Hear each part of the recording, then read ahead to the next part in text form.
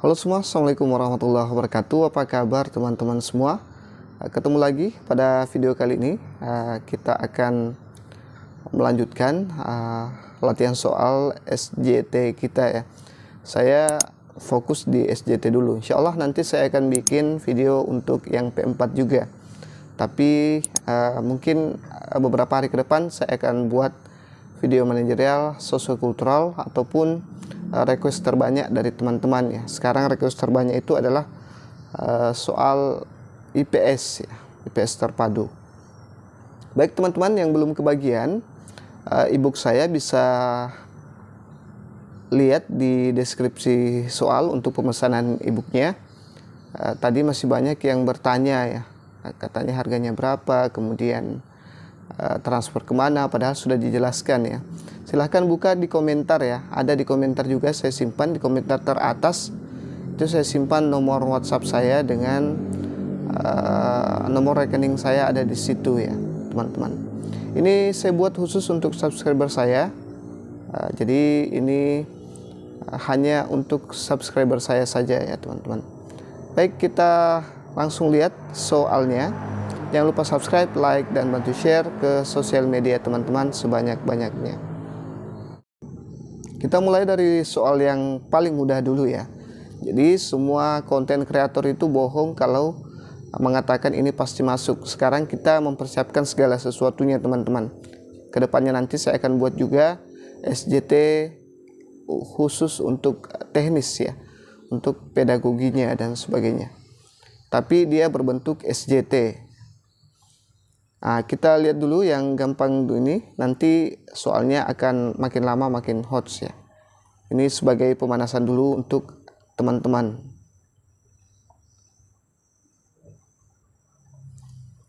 Pernyataan, seorang guru yang baik adalah yang mampu mengajar dengan santai dan tidak terburu-buru. A. Sangat setuju. B. Setuju. C. Tidak setuju. D. Sangat tidak setuju. E. Tidak tahu. Ya, sudah dijawab teman-teman? Oke, jawaban terbaik adalah opsi A ya. Sudah saya bilang kalau nanti di soal SJT ada soal yang seperti ini, teman-teman hendaklah pilih yang sangat ya, ada kata sangat. Kalau dia positif, usahakan pilih yang sangat setuju, dan kalau dia negatif, usahakan pilih yang sangat tidak setuju ya. Jadi poin tertinggi ada di opsi A. Jadi seorang guru itu harus mengajar santai dan tidak terburu-buru biar semuanya jelas. Kita lanjut ke soal berikutnya. Sebagai guru, tugas utama adalah memberikan pengetahuan kepada siswa. Tugas kebajikan tanggung jawab orang tua. A. Sangat setuju. B. Setuju. C. Tidak setuju. D. Sangat tidak setuju. E. Tidak tahu. Baik, saya yakin teman-teman sudah jawab. Jadi jawaban terbaik ada di opsi D ya. Di sini sebagai guru tugas utamanya hanya memberikan ilmu pengetahuan, tidak dengan kebajikan. Itu katanya kalau masalah spiritual, masalah afeksi itu urusan orang tua, padahal tidak ya teman-teman. Kita mencakup semuanya, kita rangkul semua, ada afektif, psikomotorik, dan kognitif ya, tidak hanya sebatas kognitif saja. Jadi ini salah pernyataannya. Kita lanjut. Pernyataan, guru harus senantiasa mengikuti perkembangan teknologi dan metode pengajaran terbaru. A. Sangat setuju. B. Setuju. C. Tidak setuju. D. Sangat tidak setuju. E. Tidak tahu.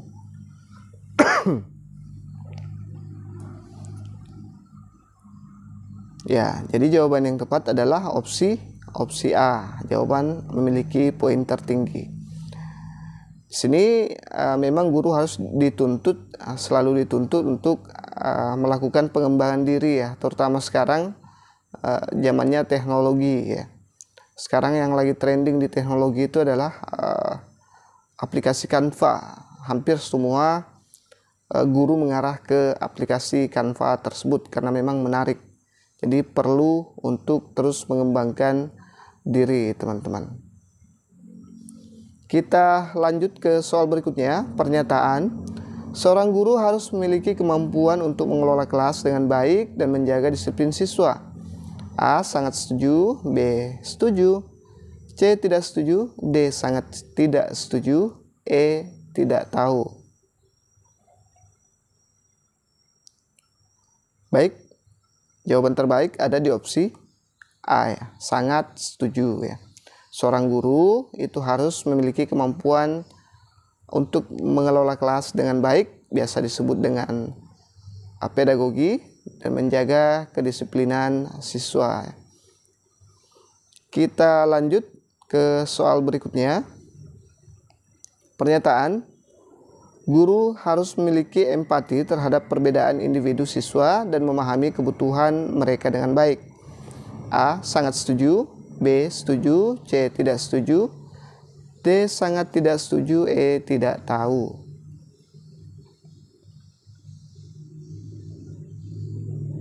Jadi jawaban terbaik adalah opsi A ya. Guru harus memiliki empati terhadap perbedaan individu siswa dan memahami kebutuhan mereka dengan baik. Memang sekarang di kurikulum Merdeka dituntut hal yang seperti itu ya. Makanya ditekankan untuk melakukan assessment. Jadi guru harus empati terhadap siswa, tahu kemauan siswa apa, perasaan siswa seperti apa, dan kebutuhannya apa. Kita lanjut ke soal berikutnya. Nah, sekarang sudah mulai hots.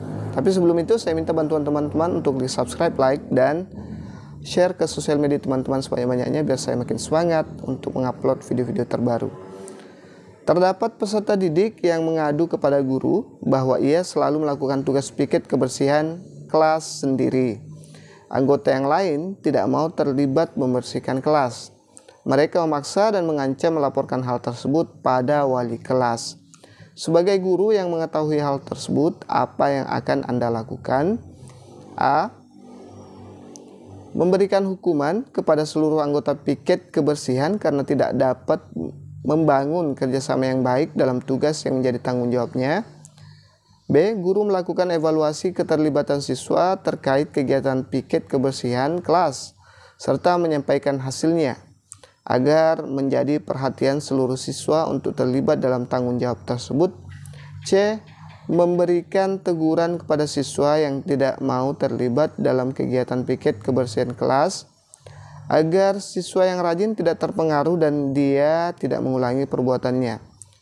D. Merekomendasikan guru BK untuk melakukan konseling kelompok untuk mengajarkan keterampilan bekerja sama dengan orang lain dalam suatu kelompok. E. Memfasilitasi pertemuan bersama agar terjadi komunikasi antar kelompok piket kebersihan sehingga semua anggota menyadari tugas masing-masing ketika jadwal piket kebersihan kelas berlangsung. Nah, ini sangat hot dan sangat panjang teman-teman. Silahkan dijawab dulu.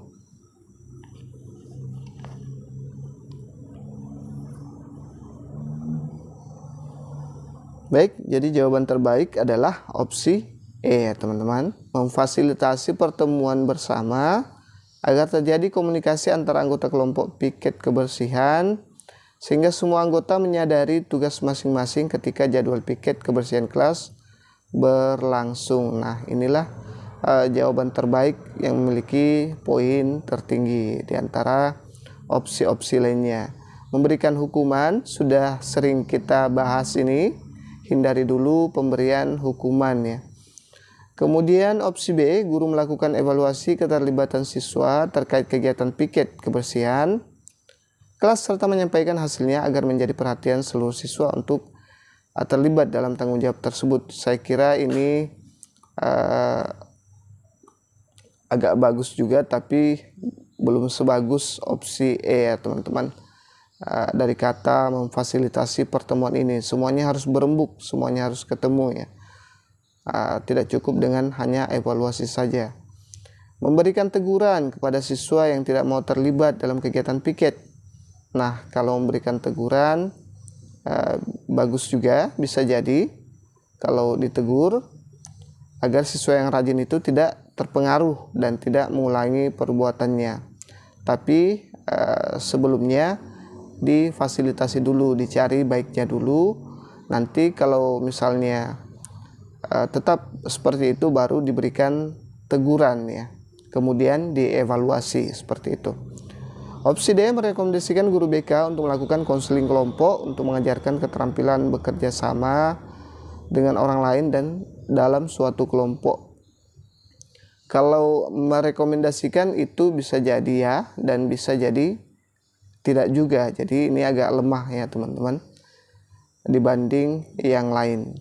Terlalu lemah kalau hanya merekomendasikan. Lagian mungkin ini bisa dilakukan setelah langkah pertama ini selesai dan tidak mempan seperti itu. Semoga dipaham mengapa opsi terbaik berada di opsi E. Kita lanjut ke soal berikutnya. Seorang siswa secara terbuka mengakui bahwa mereka menjiplak tugas dari teman sekelasnya. Bagaimana Anda akan menangani pelanggaran akademik ini? A. Memberikan hukuman berat kepada siswa tersebut sebagai peringatan.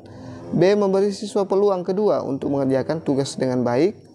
C. Mengadakan rapat dengan orang tua siswa untuk membahas tindakan anak mereka. D. Memberikan penghargaan kepada siswa yang tugasnya telah dijiplak.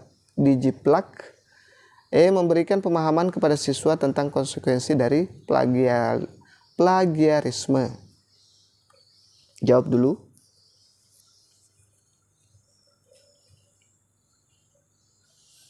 Jadi jawaban terbaik ada di opsi E, memberikan pemahaman kepada siswa tentang konsekuensi dari plagiarisme itu sendiri. Opsi A sudah sangat sering dibahas, hindari itu. Memberi siswa peluang kedua untuk mengerjakan tugas dengan baik. Ini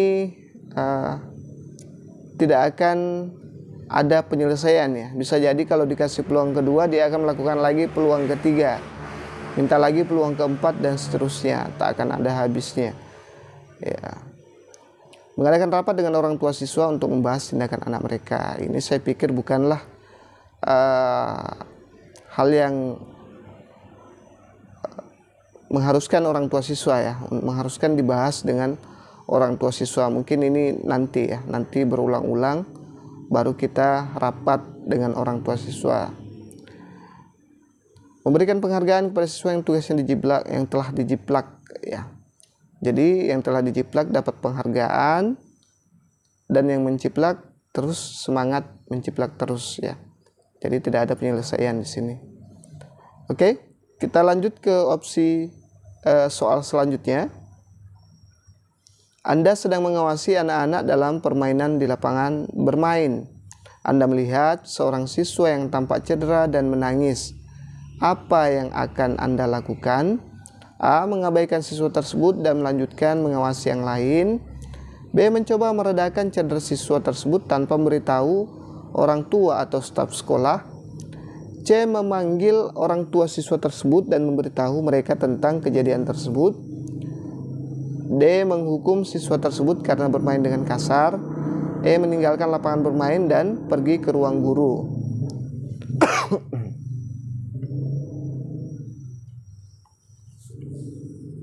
Jadi jawaban terbaik ada di opsi C ya teman-teman.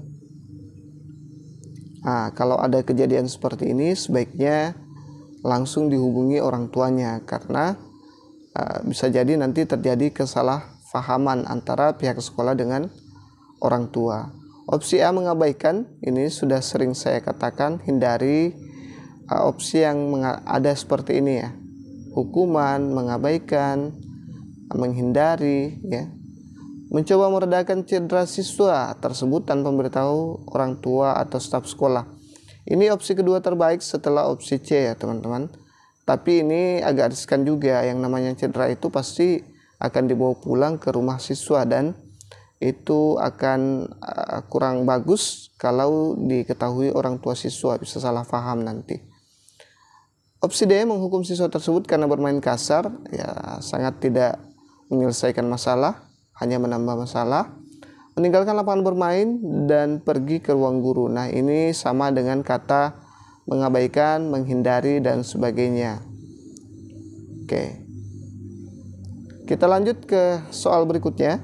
Jangan lupa subscribe, like, dan bantu share sebanyak-banyaknya ke sosial media teman-teman. Guru banyak menggunakan ceramah dalam kegiatan pembelajaran karena tidak tersedia media dan sumber belajar. Kondisi tersebut mengakibatkan prestasi belajar siswa rendah. Menghadapi situasi tersebut, bagaimana cara Anda menyelesaikannya? A. Saya memanfaatkan alam sekitar sekolah sebagai media dan sumber belajar untuk mengaktifkan kegiatan belajar siswa.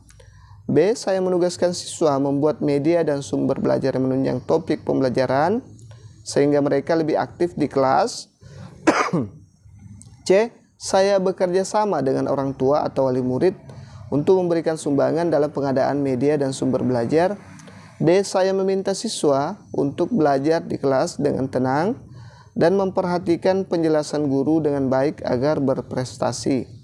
E. Saya mengemukakan persoalan tersebut kepada beberapa guru dan tetap mengajar seperti biasanya. Nah, silahkan dijawab dulu teman-teman.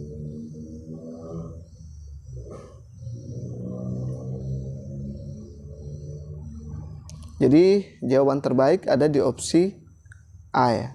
Saya memanfaatkan alam sekitar sekolah sebagai media dan sumber belajar untuk mengaktifkan kegiatan belajar siswa. Ini dianggap lebih kreatif ya, lebih solutif ya, karena di situ kurangnya media dan sumber belajar ya, makanya dia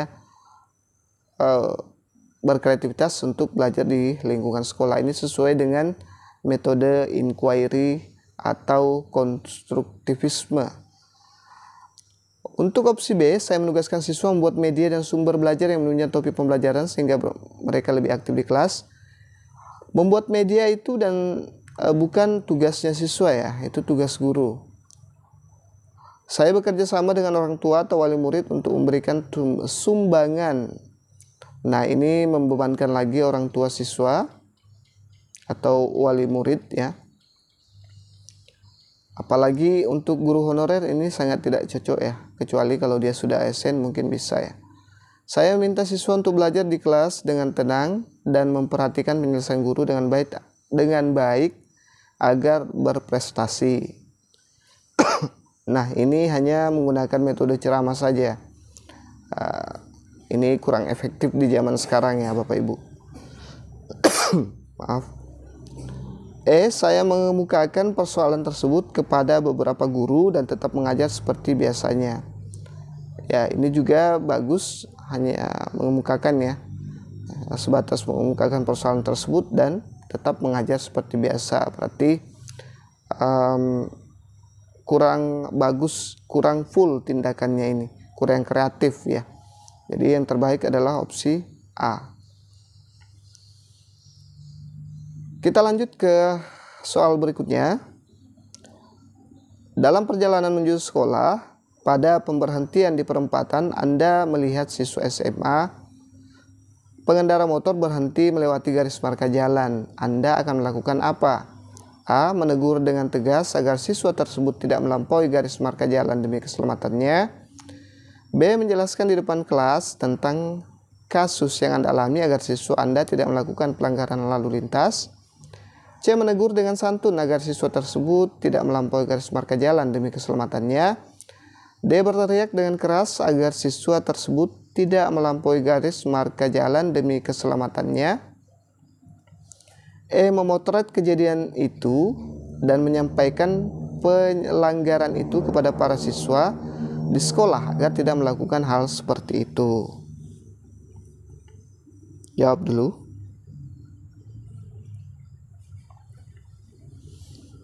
Jadi jawaban terbaik ada di opsi C ya.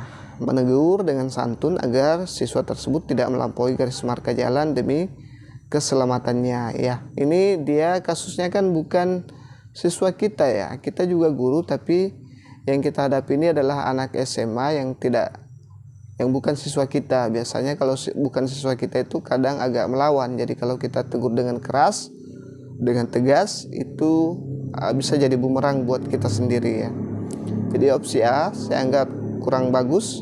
Di depan kelas tentang kasus yang Anda alami agar siswa Anda tidak melakukan pelanggaran lalu lintas, itu sudah terjadi masalahnya. Ini sekarang kita sedang menghadapi masalah ini. Jadi ini mungkin bisa disampaikan kalau ini sudah kita lakukan ya di ruang kelas. Berteriak dengan keras agar siswa tersebut tidak melampaui garis marka. Nah, ini cari gara-gara, bisa jadi nanti dilawan oleh siswa tersebut karena dia tidak tahu kita ya. Dia tidak kenal dengan kita. Anak SMA itu cenderung arogan ya kalau ditegur dengan keras. Memotret kejadian itu dan menyampaikan pelanggaran itu kepada para siswa di sekolah agar tidak melakukan hal seperti itu. Nah, ini juga sama dengan opsi B. Ini sudah kejadian ya.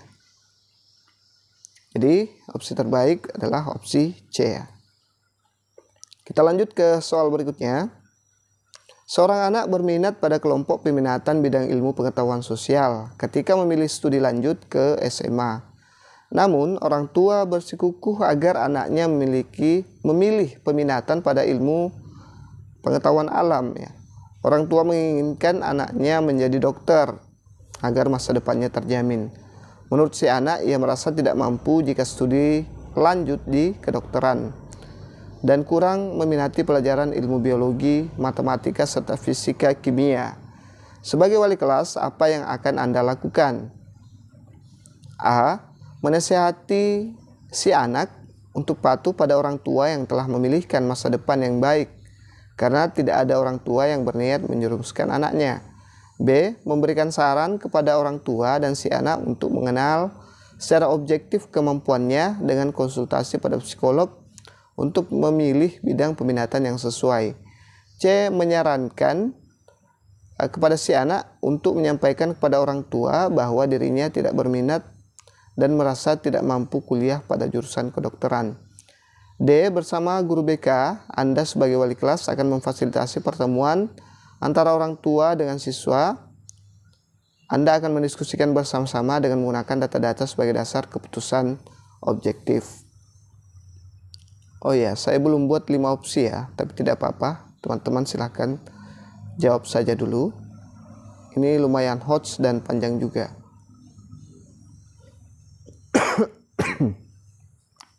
Jadi jawaban terbaik ada di opsi D ya. Ini lebih komplit dibanding opsi-opsi yang lain. Sudah bagus semua, tapi opsi D lah yang memiliki poin tertinggi ya.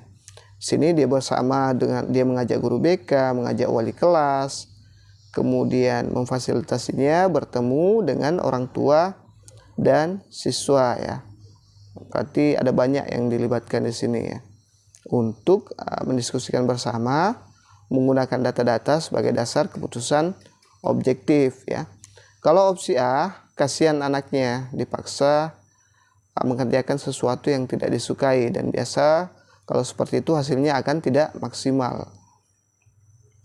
B. Memberikan saran kepada orang tua dan si anak untuk mengenal secara objektif kemampuannya dengan konsultasi pada psikolog. Tidak perlu sampai ke psikolog ya teman-teman. Untuk yang opsi C, menyarankan kepada si anak untuk menyampaikan kepada orang tua bahwa dirinya tidak berminat.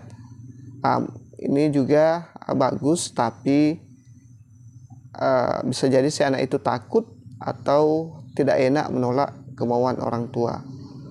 Langkah bagusnya kalau difasilitasi seperti ini ya teman-teman. Semoga dipaham. Kita lanjut ke soal berikutnya.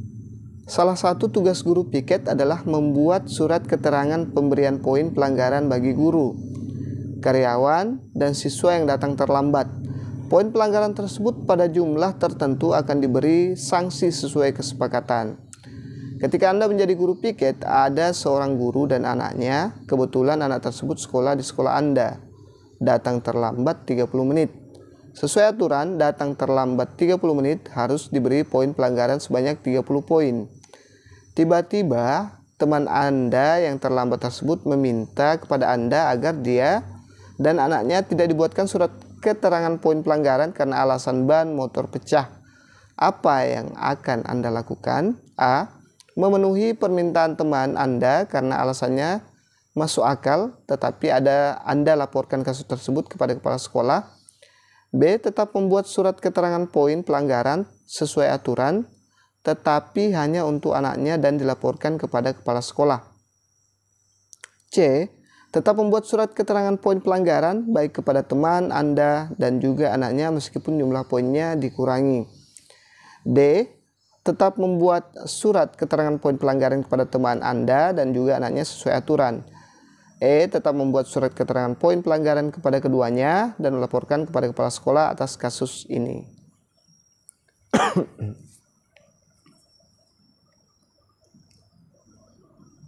Baik, jadi jawaban terbaik ada di opsi D ya. Tetap membuat surat keterangan poin pelanggaran kepada teman Anda dan juga anak sesuai aturan. Ini yang dinilai adalah integritas teman-teman ya dalam bekerja, dalam mengemban tugas ya teman-teman. Opsi A,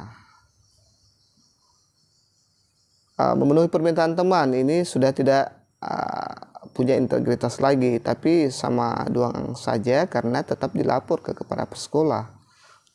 Opsi B, tetap membuat surat keterangan poin pelanggaran sesuai aturan, tetapi hanya untuk anaknya dan dilaporkan kepada kepala sekolah. Nah, ini tidak bagus juga, hampir mirip dengan opsi A.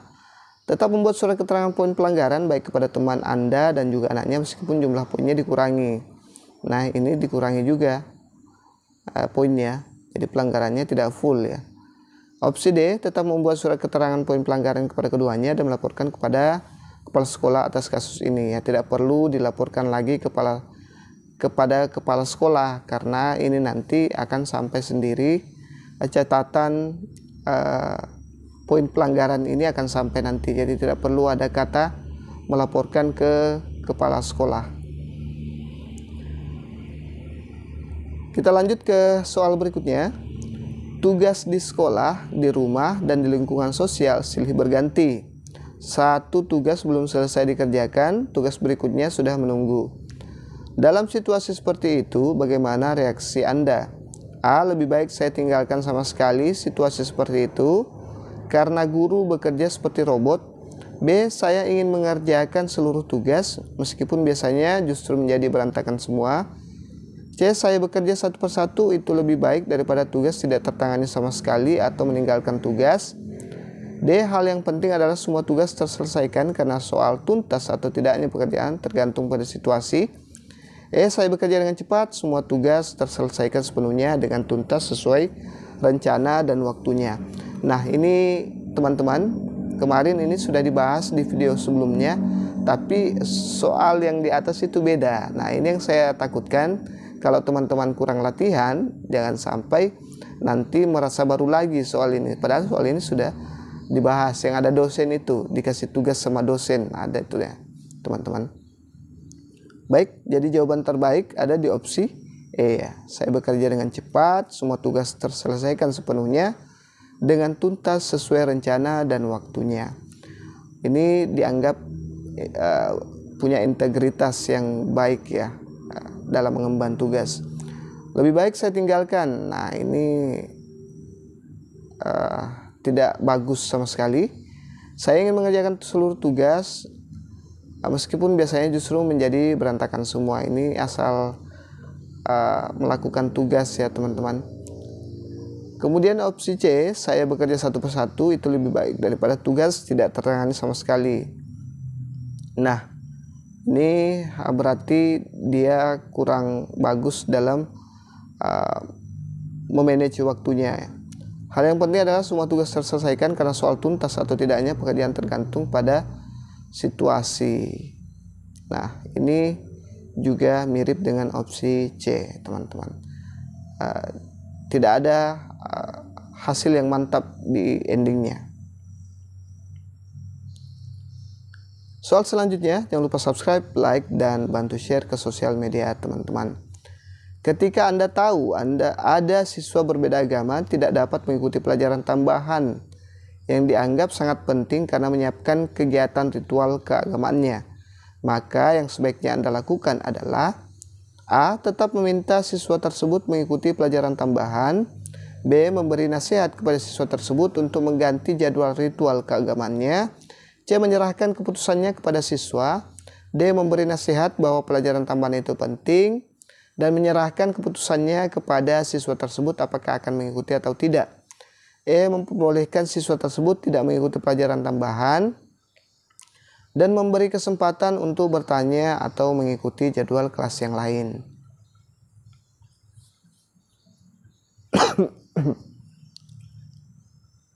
Baik teman-teman, jadi jawaban terbaik ada di opsi D.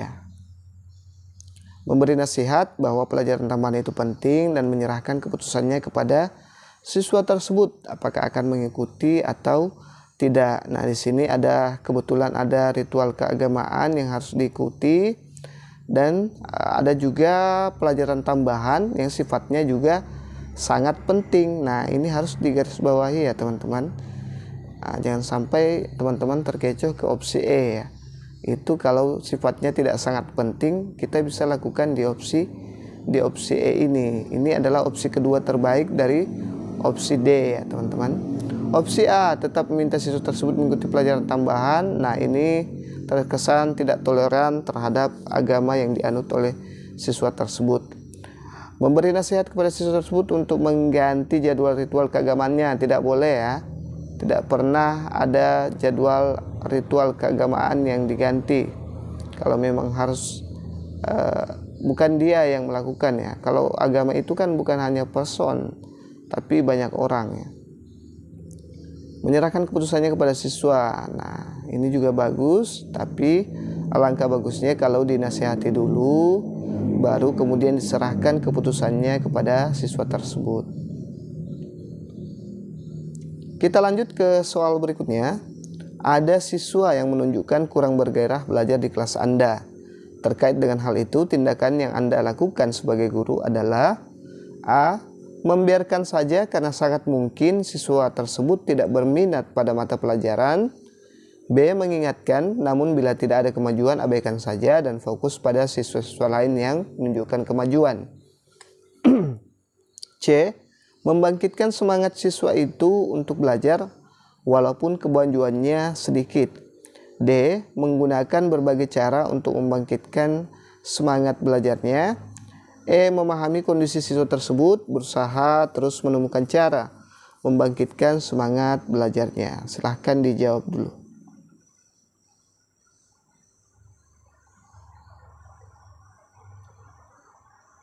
Jadi jawaban terbaik adalah opsi E ya. Memahami kondisi siswa tersebut, berusaha terus menemukan cara membangkitkan semangat belajarnya. Nah, kita lihat opsi A, membiarkan saja, ini sama dengan menghindari, mengabaikan ya, atau meninggalkan, itu sama ya semua teman-teman. Harus dipahami baik-baik kata-katanya. Mengingatkan, namun bila tidak ada kemajuan, abaikan saja dan fokus pada siswa yang lain. Nah, ini hanya mengingatkan, setelah itu tidak ada lagi solusi yang akan dikasih, diabaikan setelah itu. Membangkitkan semangat siswa untuk belajar walaupun kemajuannya sedikit. Sudah bagus, tapi masih lebih bagus poin untuk opsi E.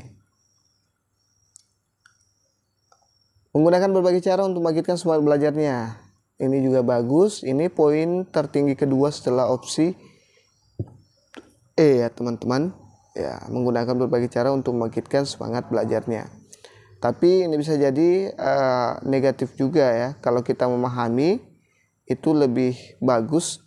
Kalau tidak ada kata memahami, bisa jadi nanti terjadi pemaksaan. Sama dengan kasus di video sebelumnya, pemaksaan dan ancaman ya teman-teman. Itu kurang bagus juga. Semoga dipaham. Baik, itu saja dulu yang sempat kita bahas pada kesempatan kali ini. Mudah-mudahan saya diberi kesehatan untuk buat materi-materi yang berhubungan dengan SJT ini. Doakan saya diberi kesehatan yang cukup ya. Saya sebenarnya masih belum cukup fit, tapi saya lihat teman-teman di YouTube saya itu sangat antusias untuk mengikuti video-video SJT yang sudah saya buat. Bagi yang ingin pesan, silahkan lihat di deskripsi video ini yang pesan PDF atau ebook yang sudah saya buat, atau lihat di kolom komentar paling atas, di situ sudah lengkap teman-teman. Silahkan lihat di situ bagaimana cara pemesanannya. Baik, lebih dan kurangnya mohon dimaafkan. Assalamualaikum warahmatullahi wabarakatuh.